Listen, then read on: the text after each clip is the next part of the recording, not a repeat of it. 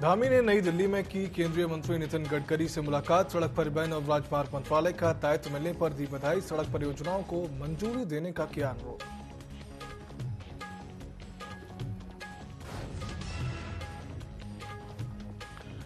PRD जवानों को सौगात। मानदेय में की गई 80 रुपये प्रतिदिन मानदेय की बढ़ोतरी। पीआरडी स्वयंसेवकों ने सीएम धामी का जताया आभार।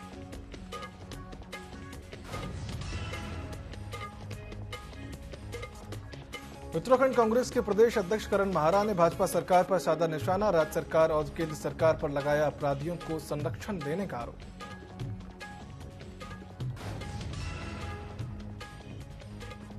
और मानसून सीजन की तैयारियों में लगा राष्ट्रीय राजमार्ग विभाग। हर साल मानसून सीजन में भूस्खलन से रास्ते होते हैं बाधित। विभाग कर रहा तैयारी पूरी होने का दावा।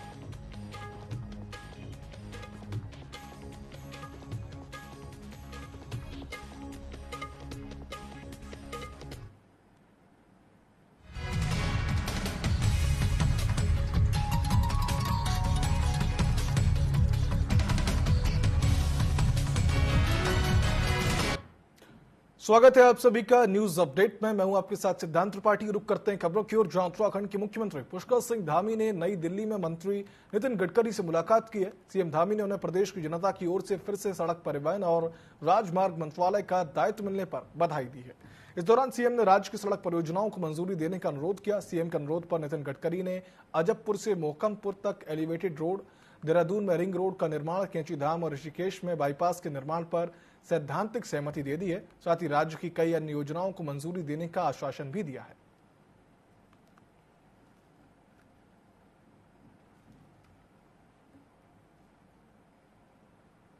हरिद्वार में नाबालिग के साथ दुष्कर्म और उसके साथ बाद हत्या के मामले ने तूल पकड़ लिया है, जिससे राजनीतिक गलियारा गर्मा चुका है। इसके चलते आज पूर्व मुख्यमंत्री हरीश रावत पीड़िता की मां से मिलने पहुंचे और भाजपा सरकार पर कई गंभीर आरोप भी लगाए।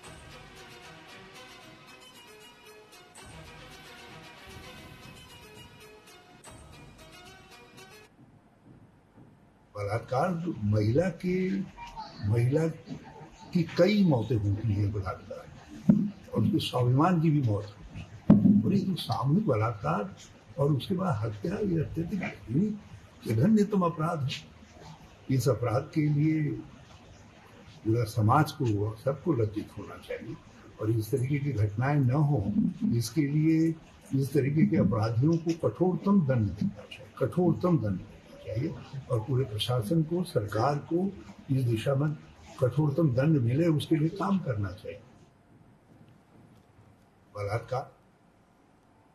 उत्तराखंड कांग्रेस के प्रदेश अध्यक्ष करण माहरा ने देश और प्रदेश में बढ़ते महिला अपराधों को लेकर राज्य और केंद्र सरकार पर जमकर हमला बोला। उन्होंने एनसीआरबी की ओर से जारी किए गए आंकड़ों को आधार बनाकर राज्य और केंद्र सरकार पर अपराधियों को संरक्षण देने का आरोप लगाया। उन्होंने कहा कि देश और प्रदेश में महिला अपराधों से जुड़े मामलों में भाजपा के नेताओं का नाम बार बार आता है और उन पर किसी भी तरह की कोई कार्रवाई नहीं होती।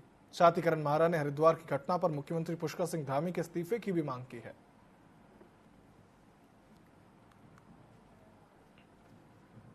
निश्चित ही मुख्यमंत्री को भी इस्तीफा देना चाहिए और पुलिस को, भले ही उन्होंने अपराधियों को पकड़ लिया, लेकिन ये बताएं कि आखिर ऐसी स्थिति क्यों आई। अगर मेरे से पूछें तो अगर आरएसएस के संजय कुमार पे खाली उनको प्रदेश से बाहर ना भेजा गया होता, कार्रवाई होती, तो आज हिम्मत नहीं होती। अंकिता भंडारी मर्डर केस में अगर वीआईपी को ना बचाया गया होता, अगर डोजर नहीं चलाया होता, सबूत नहीं मिटाए होते, आग नहीं लगाई होती और वीआईपी पकड़ा जाता, तो छुटवाइये नेताओं की हिम्मत नहीं होती। चाहे वो इनका किसान मोर्चे का अध्यक्ष हो जिसने मॉलेस्ट किया, चाहे वो इनका चंपावत का अध्यक्ष हो जिसने नाबालिग का बलात्कार किया, जमानत में बाहर है, चाहे 26 जून को बहुत ही बड़ी घटना घटी बहादुराबाद में। भाजपा नेता और ओबीसी के आयोग का जो सदस्य था, इसका नाम है आदित्य सैनी, इसने एक 14 साल की लड़की का बलात्कार और उसके बाद मर्डर हो गया।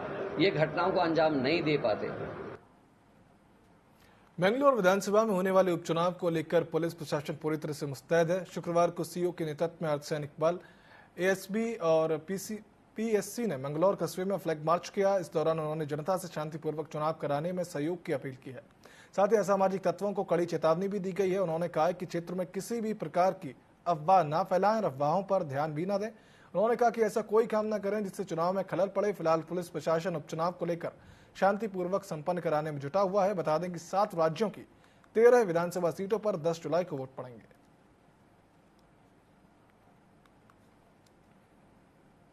हरिद्वार से युवती के दुष्कर्म मामले में आरोपियों को बचाने में बीजेपी नेता की संलिप्तता का मामला सामने आया, जिसे लेकर बीजेपी ने आदित्य राज सैनी को पार्टी से निष्कासित करते हुए पद से हटा दिया। वहीं मामले में बीजेपी प्रदेश मीडिया प्रभारी मनवीर चौहान ने कहा कि हमारी पार्टी कभी गलत के साथ खड़ी नहीं हो सकती। ये भारतीय जनता पार्टी और भारतीय जनता पार्टी की सरकार में ही संभव है, और भारतीय जनता पार्टी और भारतीय जनता पार्टी की सरकार में ऐसे कोई भी व्यक्ति जिस पर किस प्रकार का इस प्रकार का कृत्य सामने आए या किसी प्रकार का उन पर किसी पर आरोप लगे, तो ऐसे व्यक्ति के लिए भारतीय जनता पार्टी में कोई स्थान नहीं है। इसलिए भारतीय जनता पार्टी ने जैसे मामला संज्ञान में आया, तत्काल प्रभाव से संबंधित व्यक्ति को पार्टी से निष्कासित करते हुए और सरकार में ओबीसी आयोग के सदस्य के रूप में वो तैनाते, उनको भी सरकार से तत्काल बर्खास्त किया गया। इसलिए भारतीय जनता पार्टी ऐसे व्यक्ति को किसी भी तरह से भारतीय जनता पार्टी में स्थान नहीं दे सकती है। देहरादून के नेहरू कॉलोनी थाना क्षेत्र से बुजुर्ग महिला से हुई चेन लूट के मामले में पुलिस ने खुलासा किया है। बता दें कि थाना नेहरू कॉलोनी क्षेत्र में बसंती देवी की गले से मोटरसाइकिल सवार 2 युवकों ने झपटा मारकर चेन लूट की घटना को अंजाम दिया था, जिसे गंभीरता से लेते हुए पुलिस ने 4 अलग अलग पुलिस टीमों का गठन किया है और मामले में सीसीटीवी की जांच करते हुए 2 आरोपियों को गिरफ्तार भी कर लिया गया है।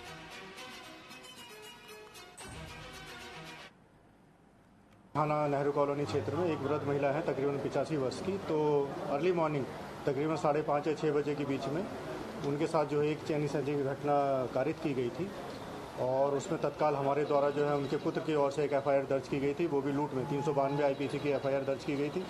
और विभिन्न टीमों के द्वारा मेरे द्वारा उसमें SSP साहब के दिशा निर्देशन में वर्कआउट करने के लिए लगा दिया गया था।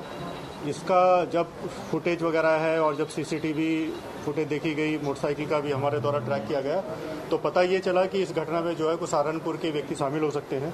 उसके उपरांत हमारी टीमों के द्वारा जो है सहारनपुर में डेरा डाला गया, और जब तहकीकात की गई, पता करते करते हम लोग वहाँ पहुँचे। 2 व्यक्ति जो है इस घटना में सम्मिलित होना पाया गया। एक का नाम है शुभम मिश्रा और दूसरे का है गौतम कुमार। ये दोनों एक दूसरे को जानते हैं। हरिद्वार में हरकी पौड़ी क्षेत्र में शराब प्रतिबंधित होने के बावजूद भी शराब तस्करी का मामला सामने आया, जहां तस्कर नए तरीके ईजाद कर शराब बेच रहे हैं। वही मामले में पुलिस ने चलती फिरती शराब की दुकान बनकर घूम रहे एक शख्स को गिरफ्तार कर लिया, जिसने बेल्ट बांधकर अपने कपड़े में शराब के पौवे छुपा रखे थे। मामले में 48 अंग्रेजी और देशी शराब के पौवे बरामद किए गए हैं। व्यक्ति शराब बेच रहा था। पुलिस जब चेकिंग कर रही थी कि उसी दौरान उसको पकड़ा गया। फिर लाके देखा गया तो वो पेट में बेल्ट बांध के उसमें शराब रखा था, और पूरी 48 पौवे पूरे उसमें शराब को छुपाए हुए था। सारी रिकवर की गई, और इस तरह की ड्राइव लगातार चलती रहती है, और जो भी हैं वो हमेशा पुलिस की निगाह पे रहती है और उनके खिलाफ काम। पुलिस अभियान लगातार वहाँ पे चलाती है, और जो भी हमें सूचना मिलती है उस सूचना के आधार पर कार्रवाई करते हैं, और जो भी पकड़ा जाता है उसको उसके खिलाफ मुकदमा लिखते हैं। नैनीताल के तल्लीताल क्षेत्र में नेपाली मूल के एक व्यक्ति का शव मिलने का मामला सामने आया। शव की संदिग्ध परिस्थितियों में घर पर शव से क्षेत्र में हड़कंप मच गया, जिसके बाद सूचना पर पहुंची पुलिस ने शव को कब्जे में ले लिया। सूचना पड़ोसियों और नेपाली मूल के व्यक्तियों ने 112 के माध्यम से पुलिस को दी। वहीं मौके पर पहुंची पुलिस ने स्थानीय लोगों की मदद से बेसुध पड़े व्यक्ति को बीडी पांडे अस्पताल पहुंचाया, जहां डॉक्टर ने जांच के बाद उसे मृत घोषित कर दिया। एक व्यक्ति को यहाँ पर लाया गया है। हमने उसका परीक्षण उपरांत ये पाया कि वो मृतक है। उसका नाम शेर बहादुर है। उसके फादर का नाम नहीं पता है। वर्तमान का जो पता पुलिस द्वारा बताया गया वो कृष्णापुर तल्लीताल है। आगे की कार्रवाई की जाएगी। अभी उसका सबको हमने मोर्चरी में रखवा दिया गया है। पौड़ी के डेविड धार के पास दर्दनाक हादसे का मामला सामने आया, जहां ट्रक के नीचे आने से युवती की मौत हो गई। मिली जानकारी के अनुसार युवती कंप्यूटर क्लास के लिए निकली थी। इस दौरान सड़क पर गिरे निर्माण सामग्री बैग फिसलने से चालक और युवती लोडेड ट्रक के नीचे आ गए, जिससे उसकी मौत हो गई है। वहीं युवक का अस्पताल में इलाज जारी है।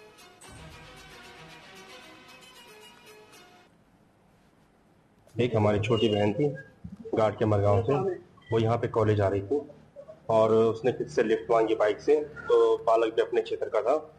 तो ETC के ऊपर अपर चोपड़ा की चढ़ाई पे नीचे से एक लोड हाईवा जा रहा था, और वहाँ पे जैसे आजकल देख रहे हो आजकल बारिश शुरू हो चुकी है। बारिश के साथ साथ में यहाँ पे जो भी कंस्ट्रक्शन का काम चलता है, रोड पे आए दिनों घर बने जा रहे हैं। किसी की रेवड़ी है, किसी की बजरी है। इसमें भी बहुत सारी लापरवाही प्रशासन की भी है। एक बहुत दुखद घटना हुई है जिसमें एक 20 वर्ष की महिला है जो कि बाइक से जा रही थी और बड़े वाहन के नीचे आई है और मौके पे ही इनकी मृत्यु हो गई है। इनका शव को हम लोग लेके मोर्चरी में भेज दिया गया है, जिसमें पोस्टमार्टम और पंचायत की कार्रवाई हमारे द्वारा की जा रही है। ये घटना जो घटी है जी, ऐसे बरसात के जो पत्थर टोड़ी, ये मुख्यालय पौड़ी हमारा जो तो वो है डाउन वाला क्षेत्र है रोड का, बहुत तीव्र गति से पानी का ढाल है, इसमें पत्थर आ जाते हैं रोड में। थोड़ा नगर पालिका को समझ होनी चाहिए कि हाँ भाई इन पे थोड़ा जरा विराम लगाना चाहिए।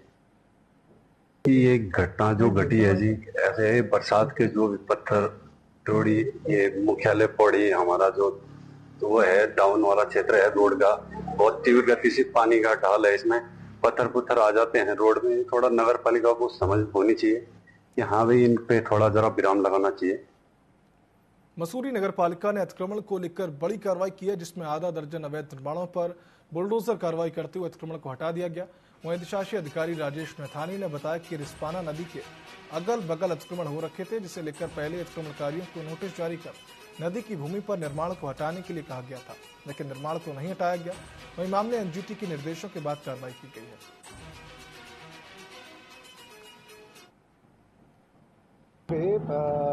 चिन्हीकरण की कार्रवाई की गई थी और कुल 12 अतिक्रमण यहाँ पे चिन्हित किए गए थे।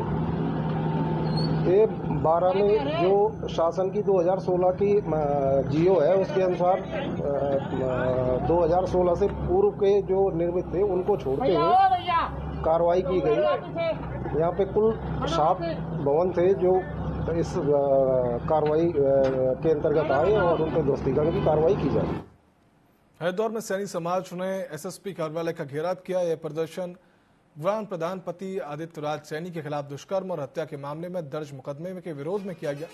समाज के लोगों का कहना है कि आदित्य राज सैनी को झूठे आरोपों में फंसाया जा रहा है, उनके खिलाफ की गई कार्रवाई अस्वीकार्य है। समाज के प्रतिनिधियों का कहना है कि इस मामले की निष्पक्ष जांच की जानी चाहिए। वहीं प्रदर्शनकारियों ने प्रशासन को चेतावनी देते हुए कहा कि अगर उनकी मांगे नहीं मानी गई तो वे और बड़े पैमाने पर आंदोलन करेंगे।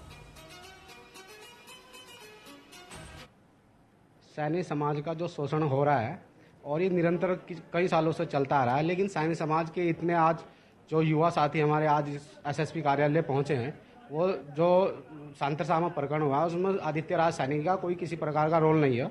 जनप्रतिनिधि का काम ही होता है, वो अपने स्तर से पहले देखता है और जो उस तथ्य छिपाने का आरोप लगा और धारा 120 भी उस पर लगाई जा रही है तो निराधार और गलत है। इसमें सभी सैनी समाज के जितने भी कार्यकर्ता यहाँ पहुंचे हैं वो सभी सीबीआई की जांच या एसआईटी से जांच हो और तथ्य निखर का है और जो दोषी होगा उसको सजा मिले। नैनीताल की भीमताल विकास भवन में कांग्रेस कार्यकर्ता ने किसानों का बीमा दिलाने और फसली ऋण पूर्व की तरह लिए जाने को लेकर सीडीओ अशोक कुमार पांडे को ज्ञापन सौंपा। इसे लेकर कांग्रेस जिला अध्यक्ष राहुल छिंबाल ने कहा कि सहकारी समिति इस बार किसानों से फसली ऋण समय से नहीं दे रही है, जिससे किसान परेशान है। वहीं उन्होंने मामले में सरकार पर किसानों से छल करने का आरोप भी लगाया है।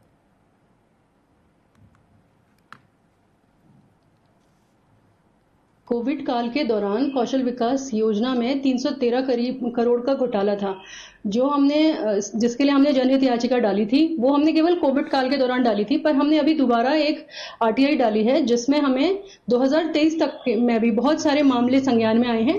उसमें से कुछ ऐसे हैं जो कि जिनकी डेथ हो चुकी है, उनको तक सर्टिफिकेट इशू करे गए हैं और 18 साल जैसे मिनिमम एज है तो 15 साल के बच्चों को भी ट्रेनिंग दिलाई गई है और उनको भी दूसरों के गलत आधार कार्ड दिखा करके इस तरीके से सर्टिफिकेट प्रोवाइड कराए गए हैं। और इसमें भी करीबन 2 इंस्टॉलमेंट्स जो हैं वो गवर्नमेंट के द्वारा पे कर दी गई हैं, बिना कोई क्लैरिफिकेशन के 2 इंस्टॉलमेंट तक पे कर दी गई हैं। और लेकिन तीसरी जो इंस्टॉलमेंट है उसमें शर्त ये है कि जब वो उनको एम्प्लॉयमेंट प्रोवाइड कराएंगे उसके बाद ही तीसरी इंस्टॉलमेंट दी जाएगी। तो बहुत सारे इंस्टीट्यूट्स में ऐसा है कि तीसरी इंस्टॉलमेंट मांग ही नहीं रहे हैं क्योंकि वो एलिजिबल ही नहीं है उसके लिए, तो थर्ड इंस्टॉलमेंट मांगा ही नहीं जा रहा। उत्तराखंड हाईकोर्ट ने देहरादून चक्राता में जल जीवन मिशन के तहत पेयजल निगम की ओर से सरकारी धन का दुरुपयोग करने के खिलाफ दायर जनहित याचिका पर सुनवाई की। कोर्ट की खंडपीठ ने पेयजल निगम को 15 अक्टूबर तक जवाब दाखिल करने को कहा है। मामले की सुनवाई के लिए कोर्ट ने 15 अक्टूबर की तिथि नियत की है। याचिकाकर्ता का कहना था कि जल जीवन मिशन के तहत ऐसे जल स्रोतों से कनेक्शन लगाए गए हैं जिसमें पानी ही नहीं है। इतना ही नहीं, कई जगहों पर पुराने पानी के कनेक्शनों को उखाड़कर वहां दोबारा पानी की पाइपलाइन बिछाई गई है। नगर निगम की लापरवाही के कारण लोगों को पीने के पानी की किल्लत हो रही है। पेयजल निगम ने अपने चहेतों को फायदा पहुंचाने के लिए ठेके दिए, जो सरकारी धन का दुरुपयोग है और इसकी जांच की जानी चाहिए। जहाँ पे लोग हैं और वहाँ पे ऑलरेडी पुरानी स्कीम्स में पाइपलाइन ऑलरेडी एग्जिस्ट कर रही है। तो न्यूज़पेपर की कुछ ये भी रिपोर्ट्स थी कि काफी जगहों पे ये पाइपलाइंस को तोड़ के दोबारा बनाया जा रहा है, मतलब पाइपलाइंस तोड़ हैं क्योंकि ऑलरेडी एग्जिस्टिंग पाइपलाइन है। तो इस तरह का एक घोटाला सामने आया है जिसमें याचिकाकर्ता ने याचिका डाली। अब कोर्ट में उसमें एक मैनेजिंग डायरेक्टर का डिपार्टमेंट के स्टे ऑर्डर था, स्टे ऑन वर्क का ऑर्डर था और इंक्वायरी करने का ऑर्डर था। कोर्ट ने रिस्पोंडेंट नंबर 3 और रिस्पोंडेंट नंबर 4 से बोला है कि आप अपना जवाब डालिए, क्योंकि काम में तो स्टे है और पेमेंट में स्टे है नहीं है, उस चीज में पूरा जो है उनका जवाब अभी आना बाकी है। उत्तराखंड हाईकोर्ट ने नगर निगम देहरादून में होर्डिंग और यूनिपोलों के टेंडर प्रक्रिया में हुई अनियमितता के खिलाफ दायर याचिका पर सुनवाई की है, जिसमें उन्होंने नगर निगम और राज्य सरकार से स्थिति स्पष्ट करने को कहा है। साथ ही मामले की सुनवाई के लिए 10 सितंबर की तिथि भी तय की गई है। बता दें कि बीजेपी कार्यकाल में यूनिपोल और होर्डिंग टेंडर में अनियमितता और 300 करोड़ रुपए के राजस्व का नुकसान को लेकर याचिका दायर की गई थी।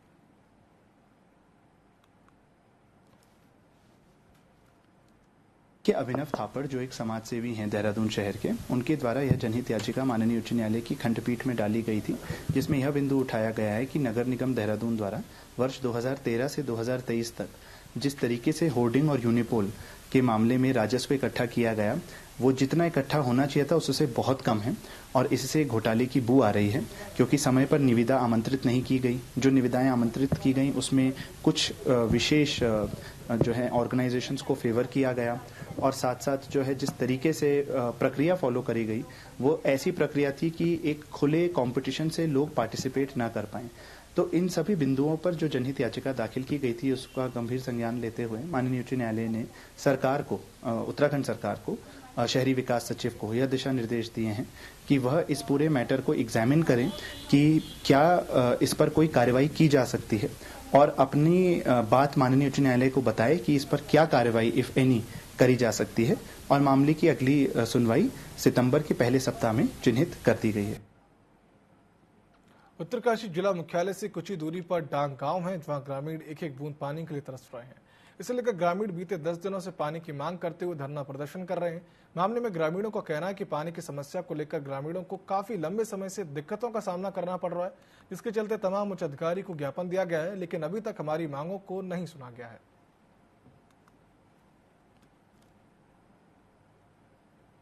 गांव बचाओ आंदोलन में बैठा हूं। आज हमें यहाँ 10वां में है, अभी तक हमारी बातों का कोई भी अधिकारी हमारी बातों का कोई संज्ञान नहीं ले रहे हैं और मैं मीडिया की तरफ से जो कहना चाहता हूं कि इन अधिकारियों पे अपना शिकंजा चलाए और इस चीज़ को बाव न दे कि जो हमारे यहाँ जो 10 दिन से हम लोग यहाँ बैठे हैं, अगल बगल के गांव के लोग भी आ रहे हैं और अभी तो खाली एक ही गांव का आंदोलन चल रहा है। पानी का भजन ना पानी में न्यूज नहीं बाब टाइम कमार बंद होएगी, ठेकेदार को टैंक नाल नूर पर उजाड़ेगा जो बनाया थे। अब हम क्या कहना, अब बेट माना बैठी असो बुढ़ी मान के पानी भी गरम रहे ना सादा हम हफ्ता में बैठे बाबा। उत्तराखंड में कुमाऊं के नैनीताल और बागेश्वर जिले में भारी बारिश का अनुमान जताया गया है। नैनीताल जिले में भारी बारिश का ऑरेंज अलर्ट जारी किया गया, जबकि अन्य जिलों में येलो अलर्ट जारी किया गया है। भारी बारिश की चेतावनी को देखते हुए कुमाऊं कमिश्नर ने सभी जिला अधिकारियों को अलर्ट रहने के निर्देश दिए हैं। उन्होंने बारिश के दौरान सभी नालों और कलवर्ट को लगातार साफ रखने को कहा, जिससे जल भराव की समस्या पैदा न हो सके। गिरासू भवनों, जर्जर स्कूल भवनों का चिन्हीकरण करने के निर्देश भी दिए गए हैं, जिससे भारी बारिश के दौरान किसी भी तरह की जनहानि न हो सके।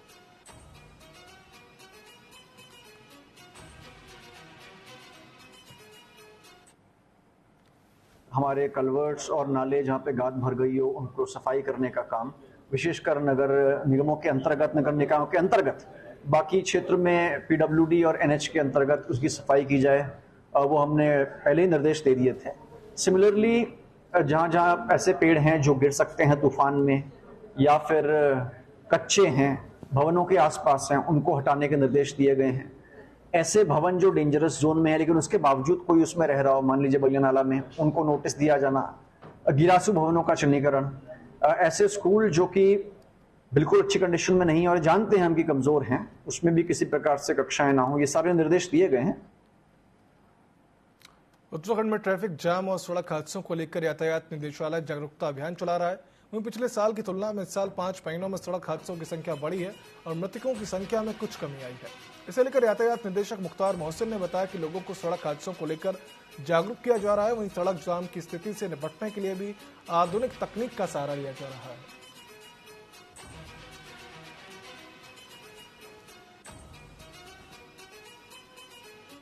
रूप से संपन्न हुई है और यात्री इस बार बहुत अधिक संख्या में आए हैं, जिसकी वजह से थोड़ा कंजेशन रहा है और उस कंजेशन को दूर करने के लिए हम लोगों ने एक्स्ट्रा मैन पावर भी लगा रखा है। इसके अलावा कुछ टेक्नोलॉजिकल इनोवेशन का भी इसमें सहारा लिया है हम लोगों ने, जैसे गूगल और मैपल के साथ एग्रीमेंट करके हम लोगों ने जहां पे जाम लगा हुआ है तो दूसरे रास्ते को, अल्टरनेट रूट को उसमें दर्शाकर यात्रियों को सुविधा हम लोगों ने पहुंचाई है। आगामी विधानसभा में उपचुनाव को लेकर पुलिस प्रशासन पूरी तरह से तैयार है, जिसके चलते मंगलौर सीओ के नेतृत्व में पैरामिलिट्री फोर्स, एसएसबी और पीएसजी ने फ्लैग मार्च किया। साथ ही उन्होंने जनता से चुनाव को शांतिपूर्ण संपन्न कराने का सहयोग की अपील भी की और क्षेत्र में किसी तरह की कोई अफवाह न फैलाने की बात भी कही है।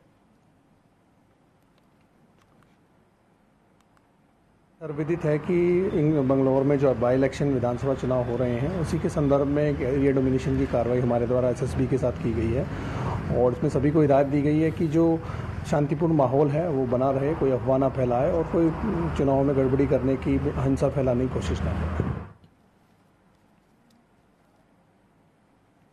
आगामी विधानसभा उपचुनाव को लेकर प्रशासन तैयारियों में जुटा हुआ है। वहीं शांतिपूर्वक चुनाव संपन्न कराने और आदर्श आचार संहिता बनाए रखने के लिए पुलिस व अर्धसैनिक बल के जवानों ने फ्लैग मार्च निकाला। साथ ही जनता से पुलिस और प्रशासन के सहयोग की अपील भी की गई है।